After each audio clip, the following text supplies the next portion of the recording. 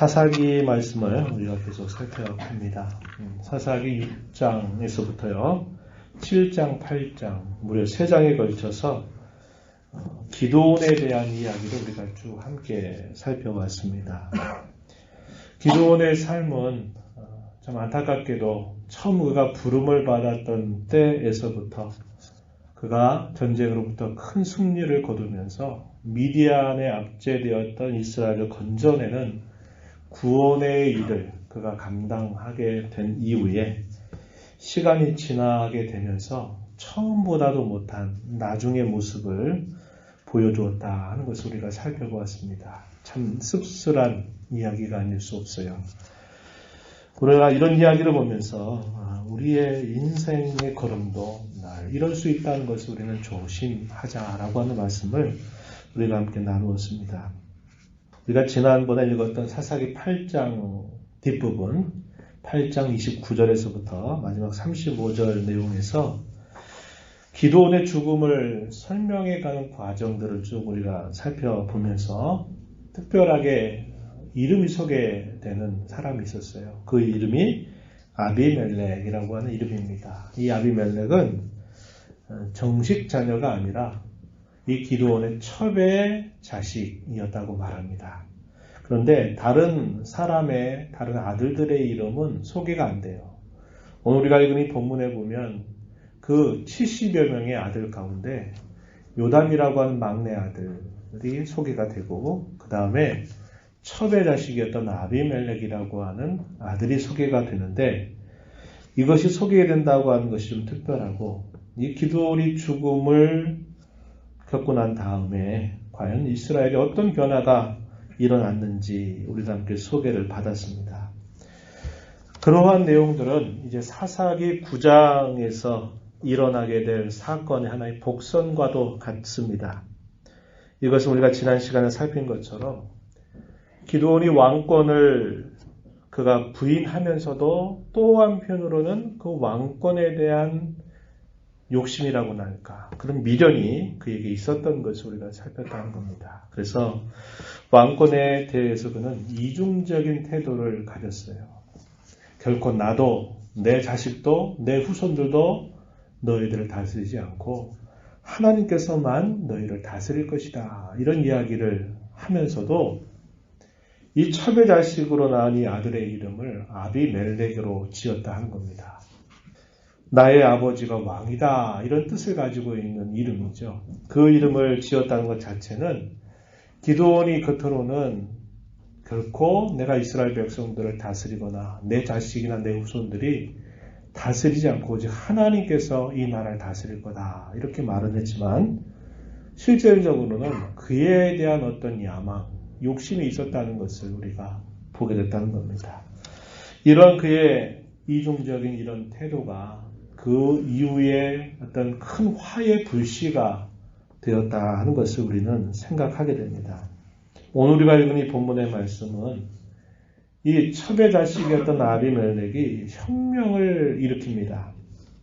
그리고 그가 일부러 스스로 왕이 되려고 했던 그 내용들을 우리에게 소개해주고 있어요. 그런 과정에서 자연스러운 과정이 아니라 아주 잔인한 죄악들이 그대로 드러나고 있다는 것입니다.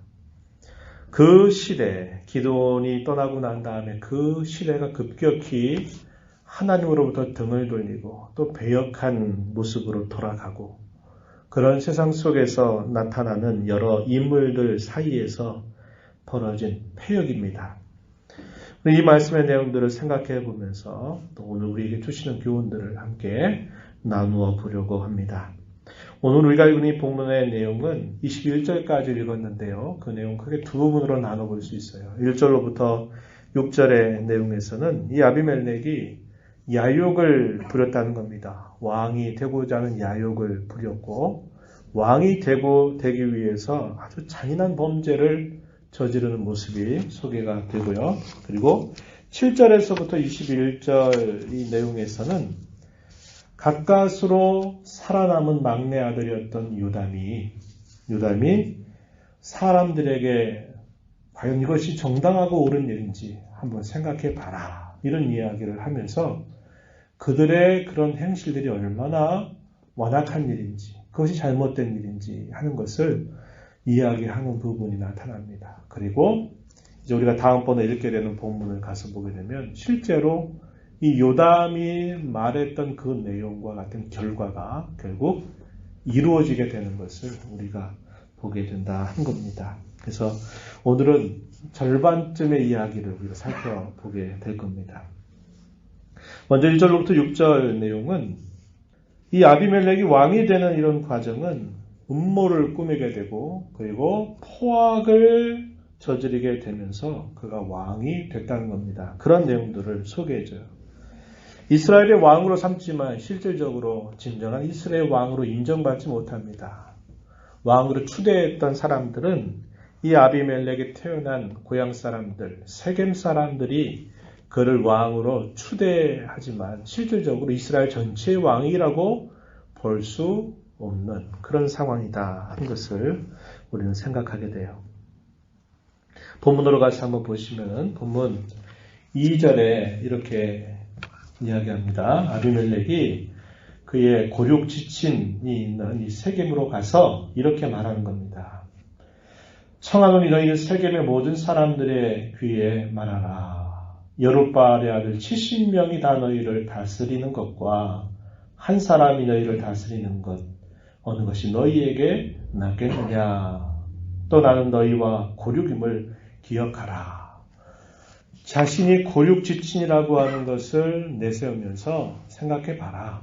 지금 기드온의 아들이 70명이나 되는데 그 70명이 다스린다고 생각하는 것보다 나 한 사람이 그것도 당신들의 고륙 지친인 내가 이것을 다스리는 것이 훨씬 낫지 않겠느냐 이렇게 이야기를 하게 되는 겁니다. 감언 이설을 사람들에게 하면서 내가 왕이 되면 잘 돌봐주겠다 하는 이런 심리를 사람들에게 표현을 한 거죠. 그 말을 듣고서 세겜 사람들이 어떻게 생각합니까? 이왕이면 우리 고향 사람이 왕이 되는 게 좋지 이렇게 생각을 하게 됩니다. 그러면서 어떻게 하느냐면 결국 이 아비멜렉이 왕이 되는 일에 적극 협조를 하게 돼요. 이어지는 9절, 4절로 5절 쭉 이어지는 말씀에 보게 되면은 이 아비멜렉이 정치자금이라고 말할 수 있는 은 70개를 받게 됩니다. 그 받은 돈을 가지고서 쉽게 말하면 악한 무리들을 돈 주고 산 겁니다. 그래서 이 돈 주고 사서 그의 이복 형제들이었던 이 기드온의 70여 명의 이 형제들을 죽이려고 하는 음모를 꾸미게 되는 겁니다. 아비멜렉은 세겜 사람들을 선동해서 그들에게서 이방 종교에 주어진 헌물, 은 70을 받습니다. 그리고 그 받은 그 돈을 가지고서 아주 악한 사람들을 돈으로 매수하게 됩니다. 4절 한번 가서 보면은 이렇게 표현되어 있습니다. 바알보리 신전, 쉽게 말하면 바알 신전입니다. 바알 신전에서 은 70개를 그에게 주었다. 세겜 사람들은 이미 바알을 숭배하고 있었다는 걸 보여주고 그 신전의 현물 가운데서 은 70개를 아비멜렉에게 주었어요. 왜 줬을까요? 당신이 왕이 되는데 필요한 자금으로 써라. 이렇게 준 겁니다. 그것을 받으니 아비멜렉이 어떻게 합니까? 방탕하고 경박한 사람들, 소위 불안당들을 돈을 주고 사서 자기를 따르게 합니다. 그리고서는 이들을 데리고 어디로 가느냐? 기드온의 고향 땅 오브라라고 하는 곳으로 이들을 데리고 갑니다. 그리고서 이 이복 형제들을 한 곳으로 불러 모으고 그곳에서 공개적으로 이 모든 형제들을 처형하는 잔인한 살인을 자행하게 됩니다. 저지르게 돼요. 혁명을 일으키는 일을 한 것이죠. 그런 과정에서 내게 다 적이 되겠다, 나에게 위협이 되겠다라고 생각했던 모든 사람들을 빨리 처단하려고 하는 음모를 꾸민 겁니다. 이것은 흔히 우리가 고대의 어떤 근동사회에서 혁명 일으켜서 정권을 잡으려고 하는 경우에 흔히 있는 일이고 우리나라 과거 역사에도 보면 그런 일이 분명히 있죠. 다 숙청해버리고 하는 일들을 하는 겁니다. 그런데 이것은 대단히 잔인한 일이었다는 겁니다. 그리고 이것은 이것으로 끝나는 것이 아니라 왕조가 또 바뀌면서 계속적인 피해 보복을 부르는 일이 결국 된다는 겁니다. 죽이고 죽고 또 죽이고 죽고 하는 일들이 계속적으로 일어나게 되는 불씨가 된다는 것을 알게 됩니다. 이 아비멜렉은 한 바위 위에서 다른 이복 형제들을 이 돈으로 매수한 불안당들을 대롱해서 그들을 다 한순간에 다 죽여버리는 악을 행하게 됩니다. 여기 한 바위에서 죽인다라는 표현이 나타나죠. 우리가 읽은 말씀 중에 보면은 5절 보면 이렇게 표현했어요. 오브라에 있는 그의 아버지의 집으로 가서 여룻바알의 아들 곧 자기 형제 70명을 한 바위 위에서 죽였으되 이렇게 표현합니다. 이 한 바위 위에 죽였다. 이거는 공개적인 처형을 했다는 겁니다. 북한의 역사 같은 경우도 보면 그렇죠. 공산당들이 정권을 잡기 위해서 자신들의 힘을 가시하기 위해서 자신들의 이념이나 뜻이나 이것을 거역하는 사람들을 조용히 모르게 처리하는 게 아니라 공개적으로 모든 사람들이 보는 앞에서 처형을 합니다. 그래서 누구도 이런 일들을 결코 해서는 안 된다. 이런 협박을 하는 것이죠. 당시 이 아비멜렉도 이런 잔인한 행위를 한 것입니다. 자기의 형제들을 다 한자리에서 죽여버리는 악을 행하게 된 것이에요. 그런데 한 명이 살아남아요. 누가 살아남느냐? 막내 아들인 요담이 거기로부터 살아남게 됩니다. 숨어서 가까스로 목숨을 건지게 돼요. 그리고 나서 시간이 지나서 이 요담, 막내 아들인 요담이 이야기를 듣습니다. 어떤 이야기를 듣느냐? 아비멜렉이 왕이 되었다라고 하는 소식을 듣게 됩니다. 이런 과정이 어떻게 진행됐느냐? 오늘 본문 6절 말씀에 보게 되면은 이렇게 요담 한 사람을 처단하지 못하고 다 공개적으로 처단을 하고 난 다음에 이 세겜 사람들 그리고 이 세겜 사람들의 한 지역에 있는 사람들로 보입니다. 밀로에 있는 모든 족속들을 불러 모아서 거기에서 왕으로 이 아비멜렉을 세우게 됩니다. 이 밀로라고 하는 말의 이름의 뜻은 요새의 집 이런 뜻을 타고 있는 말입니다. 세겜 지역에 속해 있는 지역으로 보이고 우리가 뒤에 가서 우리가 살펴보겠지만 이 46절 우리가 다음에 살펴보지만 거기 보면은 이 밀로에 망대의 보루가 있었던 것으로 추정이 됩니다. 요새와 같은 역할을 했던 곳이죠. 이곳에 있는 사람들이 함께 모여가지고 어떻게 하냐면 이 세겜에 심어져 있는 상수리 나무 기둥 곁에서 이 아비멜렉을 왕으로 삼게 됩니다. 상수리 나무 우리가 당시에 그 역사 속에서 이렇게 읽는 말씀을 보게 되면 이 상수리 나무는 바알을 섬기는 그 신앙과 긴밀하게 연결되어 있다는 것을 우리가 확인하게 돼요. 그래서 그들 모두가 다 하나님을 등졌고 그들은 이 바알을 섬기는 것으로 하나가 되어 있다라는 것이고 아비멜렉을 왕으로 세우기 위해서 그 바알 신전에 있는 헌물까지도 이 아비멜렉에 맡기면서 당시 왕이 되는 일에 필요한 대로 써라 이렇게까지 했던 것입니다. 그리고서는 이런 이방 신 곁에서 이방 신을 끼고서 마침내 아비멜렉이 왕으로 세움을 받게 됩니다. 이 아비멜렉은 왕이 되기 위해서 수단과 방법을 가리지 않았죠.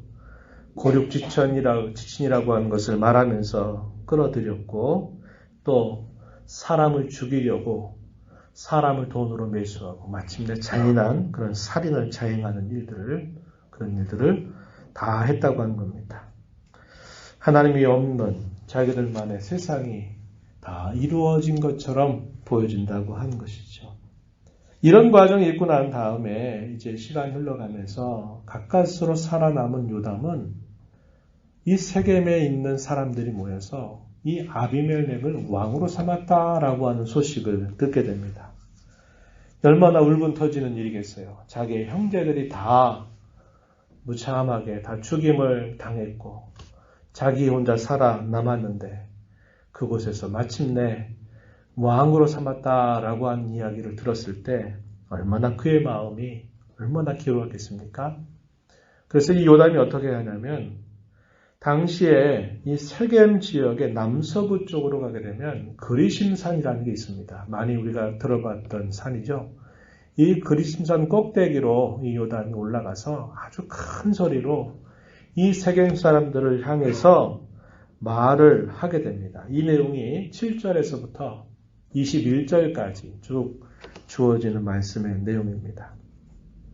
그들에게 하는 말 7절에 보면 뭐라고 말하냐면 세겜 사람들아 내 말을 들으라. 그리하여야 하나님이 너희 말을 들으시리라. 이렇게 이야기합니다. 이 말의 의미는 무슨 뜻이냐면 하나님께 그들의 반응에 대하여 그들이 어떻게 반응하는지 하나님께서 증인이 되어 달라라고 하는 뜻을 표현하고 있는 말입니다. 그래서 하나님께서 너희가 무슨 말 하는지를 하나님이 다 들으시기를 원한다. 들은 대로 하나님께서 너희에게 행해 주시기를 원한다. 이러한 뜻을 담아서 이렇게 이야기를 한 것입니다. 그 내용이 이제 8절에서부터 쭉 이어지는데요. 하나의 비유를 이야기합니다. 어떤 비유냐면 나무에 관한 비유를 쭉 설명해요. 8절 한번 가서 보면은 이렇게 말합니다. 하루는 나무들이 나가서 기름을 부어 자신들 위에 왕으로 삼으려 하여 감람나무에게 이르되 또 조금 뒤로 가서 보면은 10절에 보면 나무들이 또 무화과 나무에게 이르되 12절에 가보면 나무들이 또 포도나무에게 이르되 이렇게 해서 순차적으로 감람나무, 무화과나무, 포도나무 이 나무들을 소개하고 있습니다. 나무들 비유적으로 이야기하는 거죠. 우와 같은 이야기입니다. 나무들이 이 각각의 나무들을 순서대로 찾아가서 당신이 우리를 지배하는 왕이 되어달라라고 부탁을 했다고 이야기하는 겁니다. 그래서 감람나무나 무화과나무나 포도나무에게 다 순서대로 찾아가서 왕이 되어달라고 요청을 하는데 이 세 나무들은 동일하게 거절한다는 겁니다. 우리는 왕 되는 거 원치 않는다. 이렇게 대답을 하게 돼요. 그 내용이 쭉 이제 우리가 읽는 그 구절 가운데 등장하는데 그 이유가 뭐냐면 공통적으로 똑같아요. 각자가 가지고 있는 고유한 역할들은 차이가 있을지라도 공통적인 것은 뭐냐면 나는 나에게 주어져 있는 이 본분을 나는 충실하게 나는 하기 위해서 나는 왕이 되지 않겠다라고 대답하는 것입니다. 그리고 이것과 반대되는 자세에 대해서는 어떤 자세로 소개를 하고 있냐면 이것도 공통적입니다. 거절하면서 그들이 하는 이야기죠. 그게 뭐냐면 나무들 위에 우쭐대는 것이라고 묘사하고 있다는 것입니다. 9절로 한번 가서 보세요. 9절. 자, 감람나무가 대답을 하는 말이죠. 내게 있는 나의 기름은 하나님과 사람을 영화롭게 하나니 내가 어찌 그것을 버리고 가서 나무들 위에 우쭐대리요. 이렇게 말하면서 안 하겠다. 이렇게 말했다는 겁니다. 11절에 가면 무화과 나무는 이렇게 대답했다고 이야기합니다. 나의 단 것, 나의 아름다운 열매를 내가 어찌 버리고 가서 나무들 위에 우쭐대리요. 이렇게 말하면서 거절했다. 13절에서 포도나무는 하나님과 사람을 기쁘게 하는데 포도주를 내가 어찌 버리고 가서 나무들 위에 우쭐대리요. 말하면서 거절했다. 이렇게 표현합니다. 공통적인 표현이 뭐죠? 나무들 위에 우쭐대리요. 나는 그렇게 하지 않겠습니다. 나는 내게 주어져 있는 본분을 나는 충실하게 하겠다라고 말하면서 왕이 되어달라라고 하는 그 요청에 대해서 거절을 하는 것입니다. 그러니까 마지막에는 이 나무들이 누구에게 찾아가냐면 가시나무에게 찾아가게 됩니다. 가시나무에게 찾아가서 우리에게 왕이 되어 달라라고 요청을 했다는 겁니다. 그러자 이 가시나무가 뭐라고 대답하냐면 내가 당신들이 원한 대로 내가 왕이 된다면 당신들은 내 말을 잘 들어야 된다. 내 말을 듣지 않는다면 당신들은 다 망하게 될 것이다 하는 식의 협박과 공갈을 하게 되는 것입니다. 가시나무에게 있어서는 역할이 없어요. 어떤 역할이 있습니까? 다른 나무를 이롭게 하는 게 없어요. 감람나무라든지 무화과나무나 포도나무는 그 열매를 가지고 선하고 좋은 일들을 나타내지만 가시나무는 열매가 없어요. 그것은 빨리 제거해야만 되는 대상입니다. 농가에 가서 밭에 가서 이렇게 하는데 뾰족한 가시나무들이 있게 되면 이 농부가 딱 봤을 때 가장 먼저 딱 뽑아가지고 제거하는 1차적인 대상이 바로 이 가시나무 같은 거죠.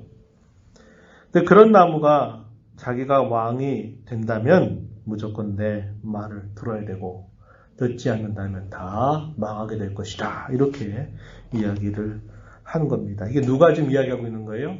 요담이 세겜 사람들에게 들어라 교훈을 주기 위해서 깨닫게 하기 위해서 우화적으로 이렇게 설명을 하고 있다는 겁니다. 누구를 얘기하는 걸까요?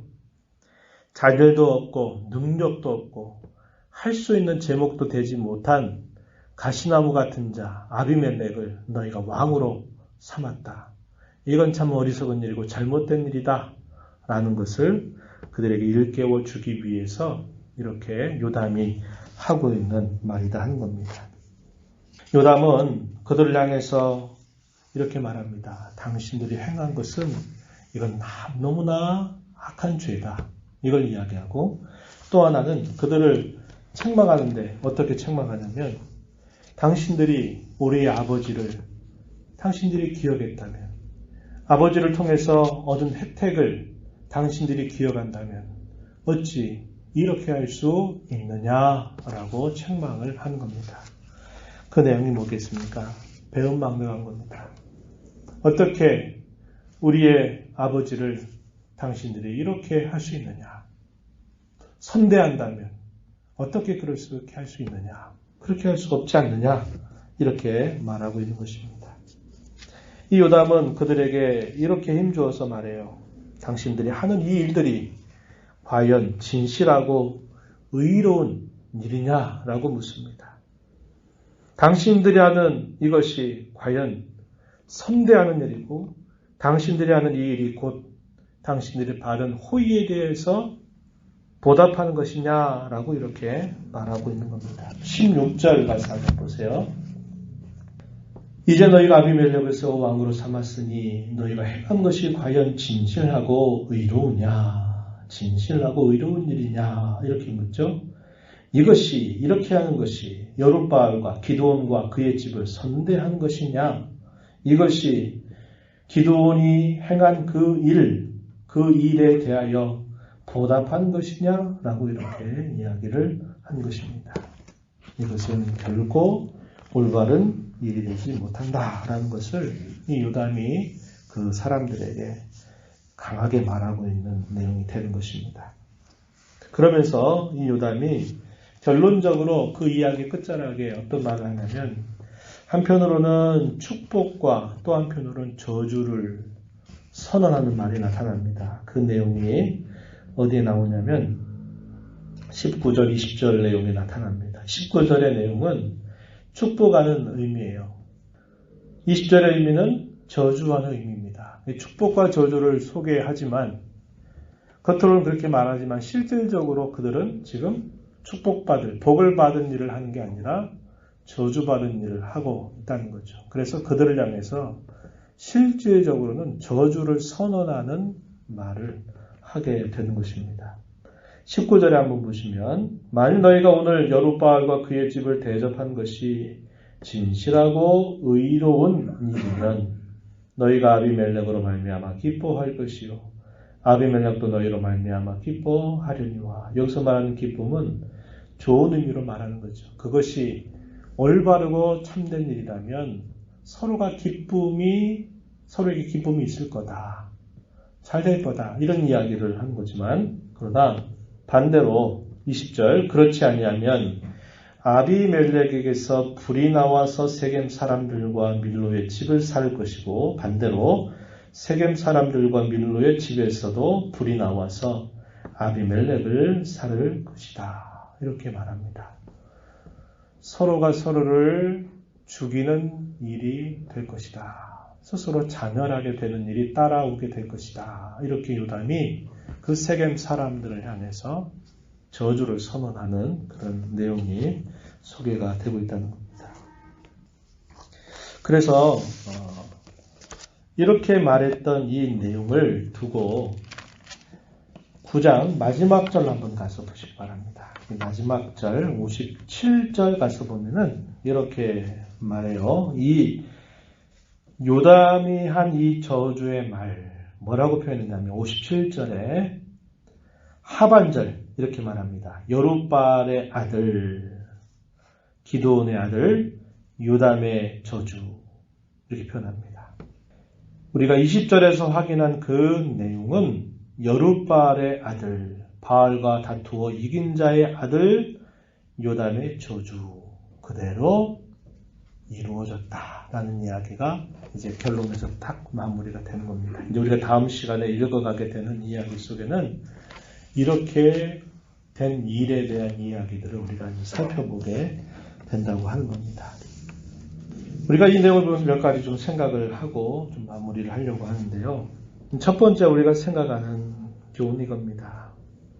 그 어느 누구도 하나님과 상관없이 살아갈 수 있는 사람은 한 사람도 없다라고 하는 겁니다. 아비멜렉은 하나님께로부터 세움받은 사람이 아니었어요. 그 자신 스스로가 야욕을 부려서 억지로 왕이 된 사람입니다. 그리고는 하나님과 상관없는 삶을 살았죠. 그리고 더 나아가서 하나님의 뜻을 배역하는 그런 삶을 사는 겁니다. 그러면서 자기의 야망을 이루게 돼요. 그래서 하나님 없이 모든 것이 자기가 하고 싶은 대로 자기 일대로 다 되는 것처럼 보여졌습니다. 어디까지? 우리가 읽은 본문의 내용까지는 그렇게 된 것처럼 보여요. 그런데 하나님은 등장하지 않고 상관없는 것처럼 이런 모든 일들이 진행되는 것 같은데 어떻게 하시느냐? 하나님은 아비멜렉이 행한 악행을 따라서 하나님은 그대로 갚아주신다는 것을 우리는 확인하게 됩니다. 그렇게 하심으로써 어떠한 인생도 아무리 하나님을 상관없이 살려고 하고 하나님을 등지고 살려고 한다 하더라도 그 어느 누구도 하나님과 아무런 상관이 없는 삶을 살 수 있는 사람은 아무도 없다는 겁니다. 하나님은 인생을 주신 분이고 그 인생에 대하여 하나님은 반드시 그것을 계산하신 분이고 그것을 심판하시는 분이에요. 아무리 하나님을 모른다고 하나님을 아무리 없는 세상처럼 자기가 세상을 떵떵거리며 살아가는 것처럼 보여도 하나님은 보이지 않게 그가 행한 악행을 따라서 하나님은 계속적으로 심판을 진행하고 계신다는 것을 우리는 알게 되는 겁니다. 오늘날도 마찬가지예요. 기독교 신앙을 갖지 않은 사람, 타 종교를 가지고 있는 사람, 하나님을 모르는 사람, 하나님과 나는 아무런 상관이 없다고. 때로 어떤 사람들은 하나님을 향해서 핏대를 세우면서 하나님을 향해서 욕을 하는 사람들도 있어요. 자기 마음대로 다 살아가는 것 같아요. 하나님 안 계신 것처럼 부정도 합니다. 그러나 보세요. 하나님과 상관없이 살아가는 인생은 이 세상에 단 한 사람도 없다는 것을 하나님은 보여주실 거예요. 그래서 우리는 하나님을 떠나 살아갈 수 없는 사람들이라는 것을 기억해야 합니다. 주 안에서 부름받아 교회를 이루어 살아가는 우리 성도들 가운데에서도 우리가 하나님을 그렇게 여기진 않지만 어떤 식으로 하나님을 대우할 수 있을까요? 적당하게 눈치 보면서 살 수 있죠. 안 될 것 같을 때는 조금 고개를 숙이고 가까이 하는 듯 하다가 또 괜찮아질 것 같으면 또다시 자기 마음대로 이렇게 살아가고 하는 경우들이 많이 있다는 겁니다. 그저 신앙생활하는 신용 보이면서 그렇게 하나님을 대하는 신자들이 의외로 많다는 거예요. 그렇게 하는 것, 다 하나님께서는 그 모든 일들을 다 보고 계신다는 것을 우리는 꼭 기억해야 합니다. 우리가 하나님께로부터 사랑을 받아서, 은혜를 받아서 우리가 이왕 그 하나님의 사랑을 받는 자로 살아갈 때 적당하게 눈치 보면서 무서울 때는 조금 고개를 숙인다 하다가 별일 없으면 또다시 내 마음대로 살아가는 이런 식의 신앙생활을 한다면 안 될 겁니다. 불행한 사람입니다. 불행한 결말이 나타날 겁니다. 어떻게 살아야 될까요? 주어진 시간, 주어진 기회를 어떻게든지 나를 사랑하신 그 하나님을 섬기고 사랑하는 일에 그 신앙의 걸음을 힘써 살아가는 일을 늘 마음에 두고 살아가는 것이 이것이 우리에게 주어진 진정한 성도의 길이고 복이라고 하는 것을 꼭 기억해야 합니다. 어려운 대로 우리의 삶이 어려움이 없으면 어려움이 없는 대로 우리는 하나님과 떠나 살아갈 수 없어요. 그런데 왜 항상 눈치 보면서 그렇게 하나님을 대하고 섬겨 살아야만 한단 말입니까? 아하박은 굉장히 이스라엘 왕 가운데 가장 악한 왕이었죠. 하나님께서 그의 집안에 심판을 내리겠다고 하는 선지자의 말을 들었을 때 이 아합은 어떻게 합니까? 그 말을 듣고 무서워가지고 자세를 쫙 낮추고 이렇게 겸비한 태도를 취했어요. 언제까지? 하나님 그렇게 하신다고 그러니까 그때는 그게 두려움으로 그의 마음에 들렸던 겁니다. 그래서 겸비한 태도를 취했어요. 그러나 그거는 일시적인 거에 지나지 않았다는 겁니다. 또다시 그런 결국 어떻게 합니까? 결국 하나님을 등지고 하다가 결국 처참하게 죽음을 맞는 그런 일들이 있게 됐고 아합의 집안이 결국은 시간이 흘러가면서 큰 심판을 당하게 되는 일이 따라왔다는 겁니다.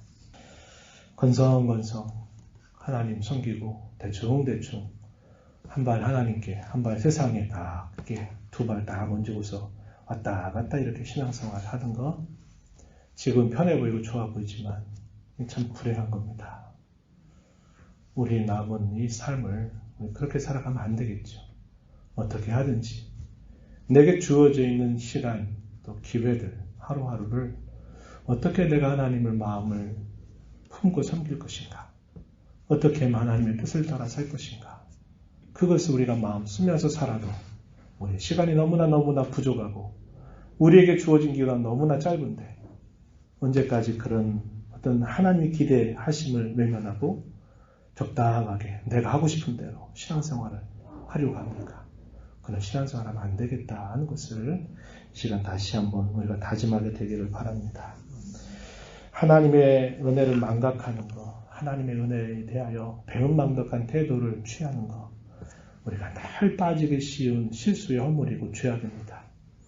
목사님 저도 돌아서면 또 하나님의 은혜를 잊어버리고 그럴 때가 얼마나 많은지 몰라요.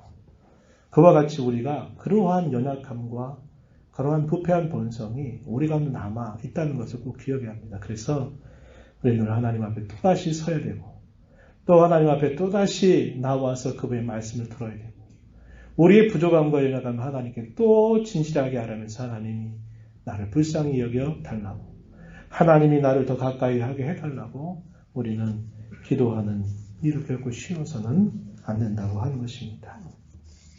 마지막으로 이런 말씀입니다. 지금 우리가 걷는 이 길은 나의 후손 혹은 우리의 후손에게 하나의 본보기가 된다는 것을 꼭 기억하자는 것입니다.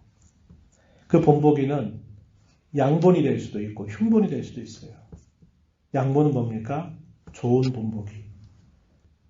우리 아버지, 우리 어머니, 우리 할아버지, 할머니, 우리의 선대가 이렇게 잘하셨지. 이건 좋은 본보기가 될 수 있어요. 그러나 우리 아버지, 어머니는 왜 그렇게 하셨을까? 우리 할아버지 할머니는 왜 그렇게 하셨을까? 라고 말하게 된다는 것은 나쁜 본보기죠. 흉본이 된다. 흉본. 저렇게 하면 안 된다고 하는 본보기가 될 수 있다는 겁니다. 제가 왜 이 이야기를 합니까? 제가 초두에 그 얘기했어요. 기도는 처음보다도, 그가 하나님께로부터 용사로 부름받은 처음보다도 그가 죽게 되는 그 시점에 이르렀을 때 처음보다 못한 나중으로 그의 인생을 씁쓸하게 마무리하게 되었고, 이러한 그의 삶의 마무리가 결국 그의 자식들 간에 이런 끔찍한 이런 사건이 벌어지게 되는 계기가 되었고, 또 결국 이스라엘 백성들이 우상 숭배에 빠져서 또다시 이방의 압제 아래 징계 아래 놓이게 되는 일들이 결국은 또 따라오게 되었다고 하는 거예요. 우리가 가는 이 걸음이 처음 가는 걸음이고 또다시 동일한 걸음을 걸어갈 수 없는 인생입니다. 그럴 때 내가 지금 걸어가는 이 길, 혹은 우리가 걸어가는 이 길은 분명히 하나의 본보기가 됩니다. 이걸 잊지 말아야 돼요. 좋은 본보기가 될 것인지, 흉본이 될 것인지 우리는 이것을 늘 생각해야 된다는 겁니다. 그래서 우리는 마음을 고쳐먹어야 합니다. 또 고쳐먹어야 돼요. 우리의 마음이 흔들리고 우리의 마음이 혼란에 빠지고 잘못된 것이 됐을 때마다 우리는 다시 이 마음을 고쳐먹어야 돼요. 그리고 또 다짐해야 됩니다. 쓰러져도 또 다짐해야 돼요. 다짐하고 또 다짐하는 자세를 포기하면 안 돼요. 다짐해봤자 안 될 것 뻔한데 이런 마음 가지고 살면 안 돼요. 또 기도해야죠. 하나님, 좋은 선례를 좀 걸어가게 해주시고 좋은 본보기를 남기도록 하나님 도와주세요. 안 되면 또 어떻게 됩니까? 또 기도해야죠. 안 돼요. 그럼 어떻게 됩니까? 또 기도해야죠. 안 되더라. 어쩔 수 없다. 나만 그런 거 아니라 다 그러니까 다 그렇게 가는 거 아니냐. 우리가 이런 식으로 주저앉아버리면 안 된다는 것입니다.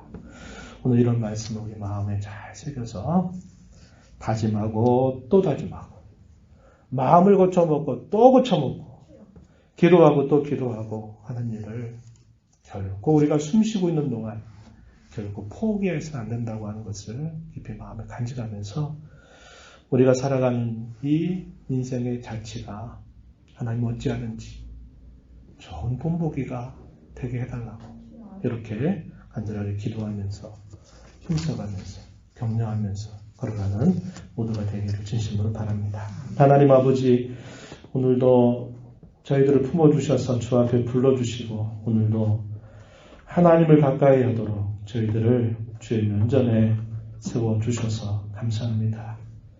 쓰러지고 잊고 또 잊고 넘어지고 또 넘어져도 저희들 다시 일어서게 하시고 또 다짐하게 하시고 또 새로운 마음을 가지고 주의 멸대를 기대하며 기도하며 힘써가는 삶을 멈추지 않도록 저희들을 인도해 주시기를 간절히 바랍니다. 주어진 삶의 기회를 그저 건성건성 눈치 보며 대충 걸어가는 저희들의 신앙이 되지 않게 하시고